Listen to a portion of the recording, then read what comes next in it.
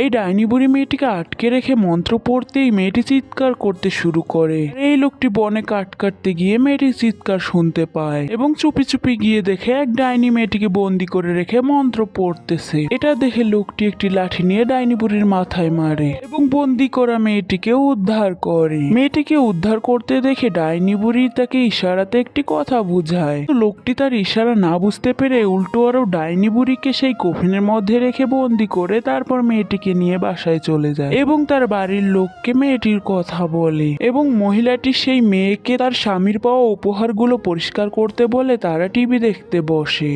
তখনই এই মেয়েটি তার কানের মধ্যে ফিস ফিস করে কিছু বলায় মহিলাকে হিপনোটাইজ করে। তার কারণে মহিলার কোনো জ্ঞান থাকে না আর রাক্ষসের মতো খেতে শুরু করে। মহিলাটির খাওয়া দেখে বাচ্চা মেয়েটি অবাক হয়ে যায়। তো ডাইনি মেয়েটি সেই বাচ্চা মেয়েটিকেও হিপনোটাইজ করে, যার কারণে বাচ্চা মেয়েটিও তার মাকে খাওয়াতে শুরু করে। আবারও এই লোকটি কাঠ কাটতে গিয়ে সেই ডাইনি বুড়ির চিৎকার শুনতে পায় এবং সেখানে গেলে ডাইনি বুড়ি তাকে মুক্ত করে দিতে বলে এবং লোকটি সেই ডাইনি বুড়িকে মুক্ত করে দিতেই ডাইনি বুড়ি সেই মেয়েটির সম্পর্কে সবকিছু লোকটিকে বলে দেয়। তখন লোকটি সাথে সাথেই নিজের বাড়িতে যায় এবং গিয়ে দেখে তার বউ খেতে খেতে অনেক মোটা হয়ে গিয়েছে এবং তার বাচ্চা মেয়েটিও পাগলের মতো তার পাওয়া পুরস্কারগুলো দিয়ে খেলতেছে আর ওইদিকে ডাইনি মেয়েটি ঘর দুয়ার মুছতেছে। তখন লোকটি ডাইনি মেয়েটির হাত ধরে টেনে বাইরে বের করে দিতে চায় আর ঠিক তখনই ডাইনি মেয়েটি লোকটিকেও হিপনোটাইজ করে। তখন লোকটিও হিপনোটাইজের অভিনয় করে মেয়েটির হাতে হাত করা পরায় এবং ডাইনি মেয়েটিকে আগের মতোই সেই কফিনের মধ্যে বন্দি করে। কিন্তু ঘটে যায় এক উল্টো ঘটনা,